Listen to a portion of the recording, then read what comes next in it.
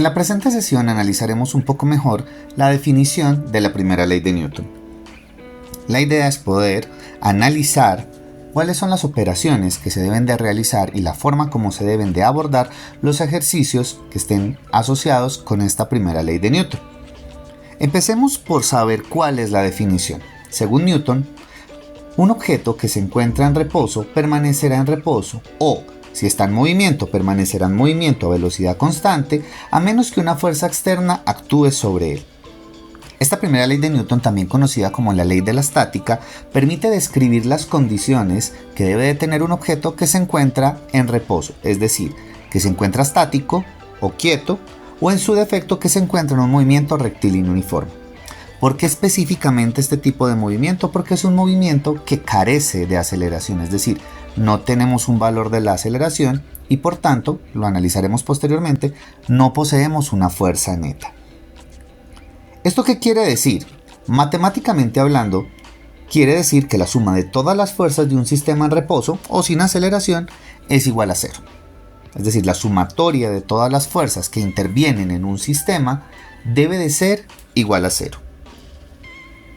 De una manera mucho más práctica, sería estar hablando de un objeto que se encuentra en reposo debido a que las fuerzas que se ejercen sobre él en los diferentes ejes, al realizarse una suma algebraica, nos dará cero. ¿Qué quiere decir que dicha suma sea algebraica?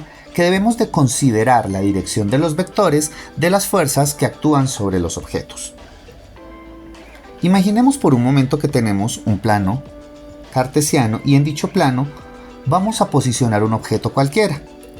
Ese objeto cualquiera, si se encuentra en la primera ley de Newton, quiere decir que todas las fuerzas que actúan sobre él o debido a su existencia, como es el caso de la masa, pues deberán darnos cero. Para que esa sumatoria total de fuerzas sea cero, quiere decir que en el eje X todas las fuerzas positivas, es decir, las fuerzas que van hacia la derecha, y las fuerzas negativas, es decir, las que van a la izquierda, al operarse deberán dar cero. En pocas palabras, las fuerzas que están en nuestro objeto o que afectan nuestro objeto, al realizar una suma algebraica, es decir, considerando sus direcciones o sus signos, deberán darnos cero. Si yo hacia la derecha aplico 30 Newton, hacia la izquierda entonces debería aplicar también 30 Newton. Este principio no es exclusivo, es decir, no solamente aplica cuando tengo dos, puedo tener muchísimas más fuerzas, pero se conserva la operación algebraica, es decir, las fuerzas que dan hacia la derecha deberán ser iguales a las que dan hacia la izquierda. De manera análoga, en el eje X, en el eje Y tendremos que todas las fuerzas positivas, es decir, las que van hacia arriba, y las fuerzas negativas, es decir, las que van hacia abajo, al operarse también deberán darnos cero. De igual manera, en el eje Y tendremos que la sumatoria de todas las fuerzas nos darán cero, sin importar el número de fuerzas. Eso sí, lo mínimo que deberemos tener son dos fuerzas en cada eje para poder que exista un equilibrio o que el cuerpo se encuentre en condiciones estáticas. Analicemos rápidamente un ejercicio. Un objeto de 0,5 kilogramos se suspende de una cuerda como lo muestra la figura. Si el objeto se encuentra en reposo, determine el valor de las fuerzas que actúan sobre dicho objeto. Si analizamos un poco mejor el ejercicio, descubriremos que ese objeto está experimentando principalmente dos fuerzas en nuestros ejes. Una fuerza a la que llamamos W o fuerza del peso y una fuerza que se opone a dicho peso, que la llamamos tensión. Ambas fuerzas, para que el objeto se mantenga en equilibrio, deberán ser proporcionalmente iguales, es decir, la tensión y el peso deben ser iguales en magnitud, pero diferentes en dirección para poder que se cumpla el principio de la primera ley, es decir, que la sumatoria de todas las fuerzas en nuestro sistema nos dé cero.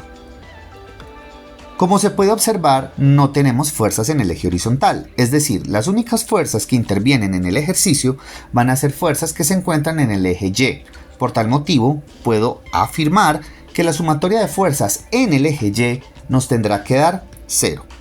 Al identificar esas fuerzas, obtendremos que las fuerzas que van en la parte positiva del eje Y serán la tensión, y la que es negativa, es decir, la que va en el eje negativo de las Y, será el peso. Al operar ambas fuerzas, su resultado, es decir, su sumatoria, deberá darnos 0. Si despejamos dicha ecuación, obtendremos que por ende, matemáticamente, la tensión y el peso deberán ser iguales.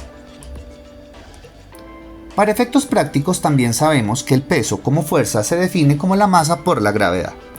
En este caso, conocemos la masa del objeto, es decir, sabemos que ese objeto tiene una masa de 0,5 kilogramos. Y el campo gravitatorio de la Tierra o la aceleración de la gravedad en nuestro ejercicio será de 9,8 metros sobre segundo cuadrado. Al operar ambos valores obtendremos que la tensión que está experimentando el objeto es de 4,9 newtons, pero también de la misma manera sabemos que el peso será de 4,9 newtons. Es decir, habremos hallado ambas fuerzas que afectan nuestro sistema mecánico. De esta manera podemos constatar que efectivamente la sumatoria de fuerzas es igual a 0, puesto que la tensión y el peso poseen exactamente el mismo valor en magnitud, con la diferencia de que una de ellas será positiva y la otra negativa. De esta manera demostramos que el objeto se encuentra en perfecto equilibrio. Espero que este ejemplo pueda ilustrarlos un poco más para comprender el funcionamiento de la primera ley de Newton. Hasta la próxima.